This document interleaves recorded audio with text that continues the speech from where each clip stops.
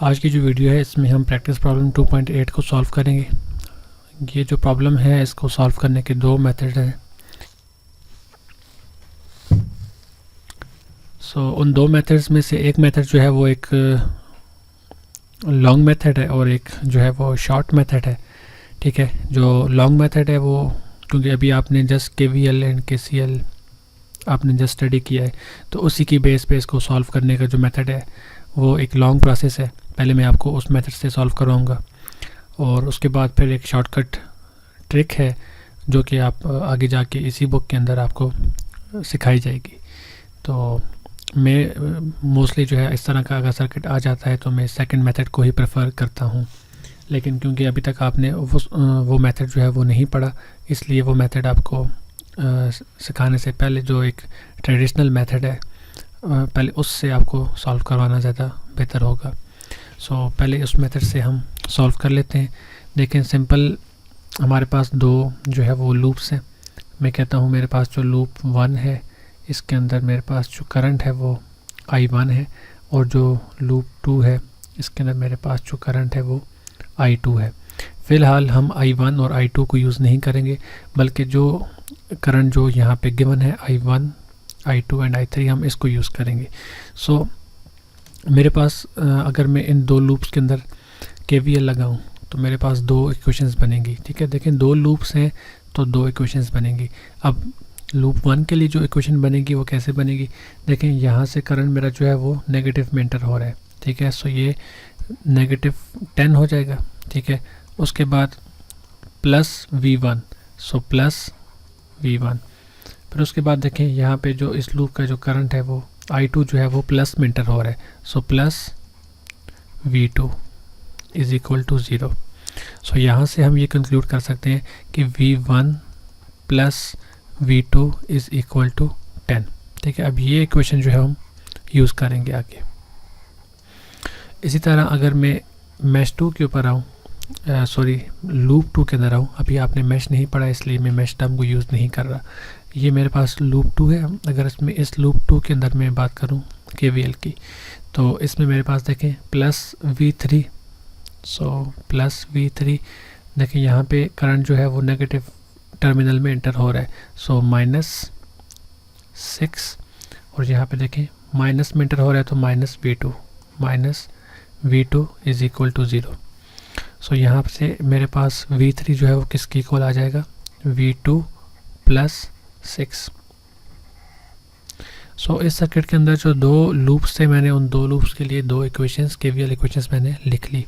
अभी चलते हैं हम इसकी KCL इक्वेशंस के ऊपर। अगर ये मेरा नोड है तो I1 जो है जो एंटर हो रहा है वो इक्वल है I2 प्लस I3 के according to KCL। I1 is equal to I2 plus I3। अब ये जो इक्वेशन है इसको भी हम फर्दर आगे यूज़ करेंगे। ठीक है, अभी हमने KVL भी लगा दिया, KCL भी लगा दिया। अभी हम दोबारा से अपने बेसिक्स के ऊपर चलते हैं, हम ओम्स लॉ के ऊपर अभी हम ओम्स लॉ लगाएंगे। What is V1? ठीक है, V1 is nothing but current through the 2 ohm resistor।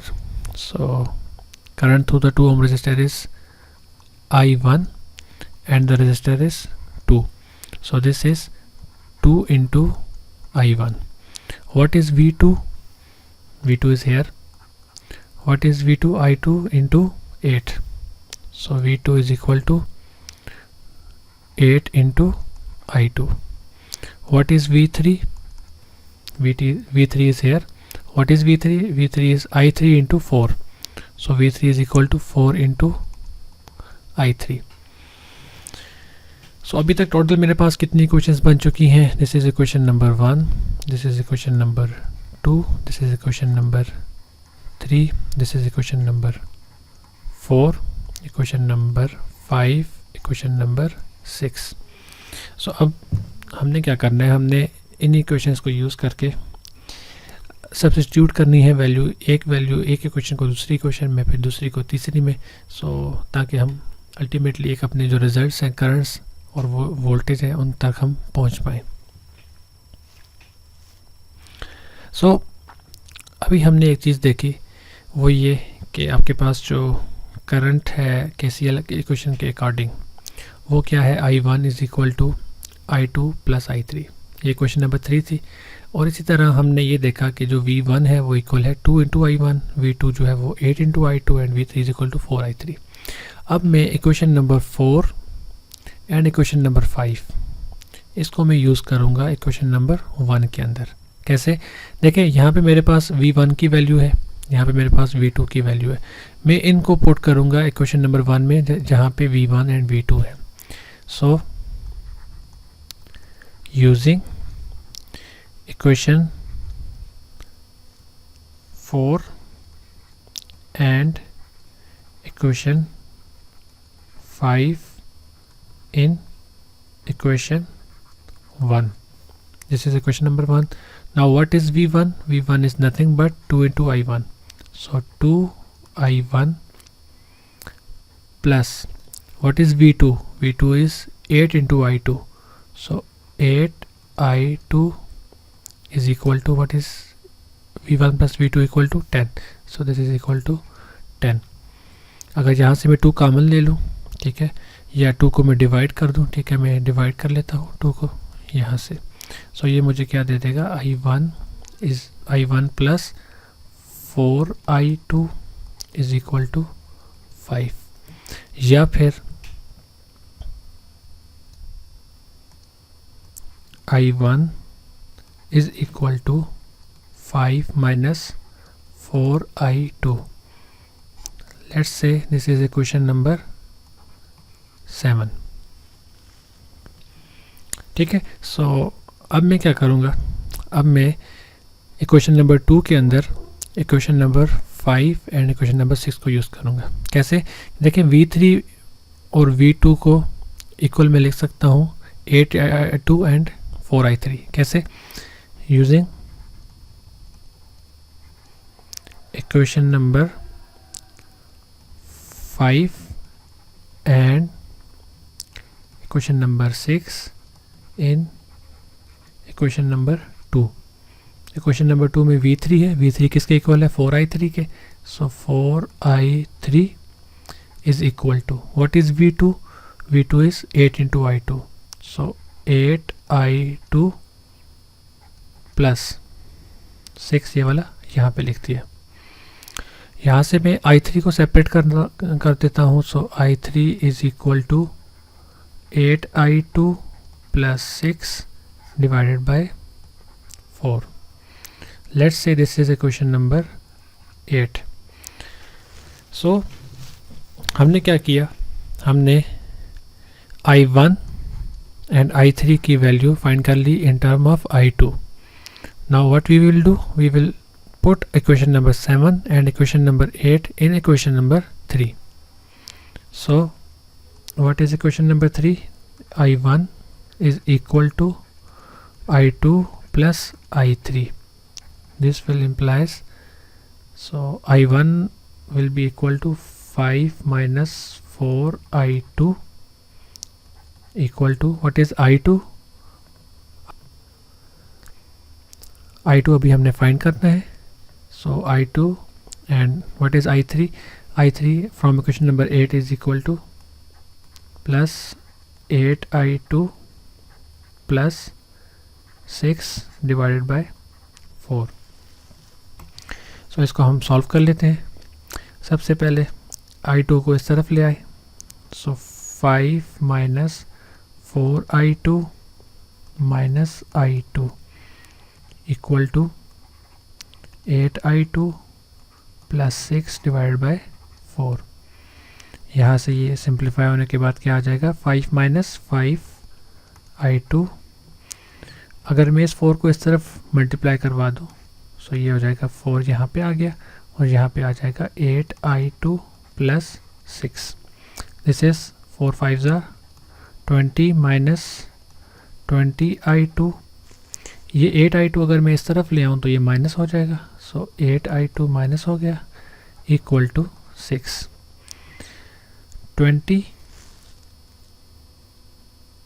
Minus 6, देखें ये 6 जो है वो इस तरफ आके माइनस हो जाएगा। सो वो कितना हो जाएगा, 14 minus 20I2 minus 8I2 -28i2, -28i2 जब इस तरफ आएगा तो वो हो जाएगा +28, सो इक्वल टू +28i2।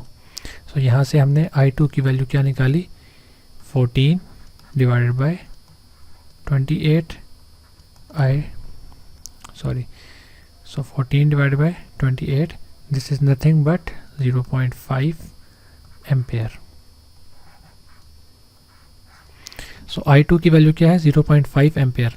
0.5 को हम 500 मिली एम्प्स भी ले सकते हैं, सही है। सो 0.500, अगर मैं यहाँ से 3 डेसिमल पॉइंट शिफ्ट करूँगा इस तरफ तो ये क्या हो जाएगा, 500 मिली एम्प्स। सो अभी तक हमने क्या कर लिया, हमने i2 की वैल्यू फाइंड कर ली, कितनी, 500 मिली एम्प्स।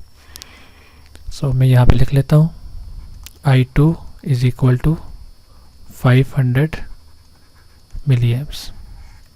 अब लास्ट स्लाइड में हमने लिखा था i3 in term of i2. So what is i3? i3 is equal to 8i2 plus 6/4.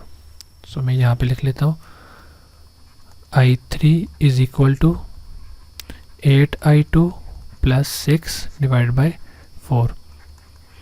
Now put 500 milliamps in this equation. So 8 into, अभी मैं फ़िलहाल इसको 0.5 ही रखता हूँ, ठीक है, प्लस 6 डिवाइड बाय 4। इसको आप सॉल्व करें, इसको मैं अपने पास सॉल्व करता हूँ तो ये मेरे पास क्या आंसर देता है, 8 into 0.5 plus 6 divide by 4। This is nothing but 2.5 ampere. So अभी तक हमने क्या क्या फाइंड कर लिया, i2 and i3।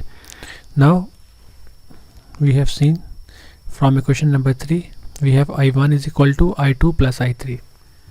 So i2 क्या था मेरे पास, 0.5, i3 क्या था, 2.5।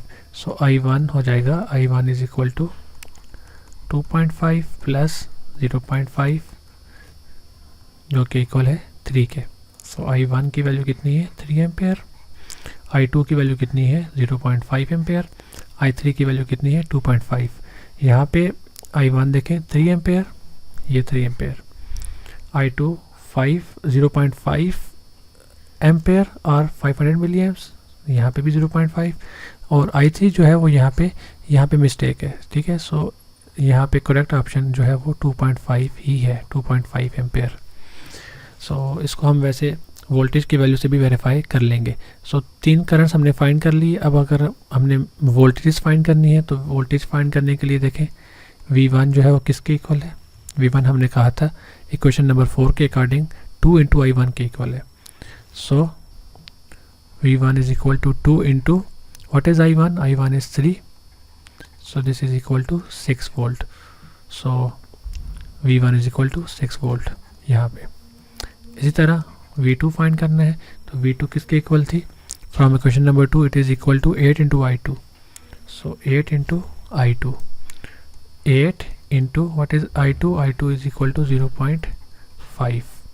सो ये क्या हो जाएगा, 4 वोल्ट। इसी तरह मैंने कहा था कि हम वोल्टेज से वेरीफाई कर लेंगे कि V3 जो है वो क्या, वो 10 वोल्ट के इक्वल है। So what is V3, V3 is nothing but 4 into I3. So 4, what is I3? 2.5. So this is 10 volt. So देखें यहाँ पे वोल्टेज की वैल्यू 10 वोल्ट आ गई। इसका मतलब ये हुआ कि रेजिस्टेंस की वैल्यू 4 अगर हो और करंट की वैल्यू 2.5 ही होगी तभी आपके पास जो वोल्टेज आते हैं V3 वो 10 वोल्ट आते हैं। सो यहाँ पे जो वोल्टेज आएगी वो 10 वोल्ट आ जाएगी। सो ये चीज़ जो हमने कही थी 2.5 एम्पेयर, ये यहाँ पे करेक्ट है। और बुक के अंदर यहाँ पे जो ये स्टेटमेंट लिखा गया है I3, दिस इज़ रॉन्ग।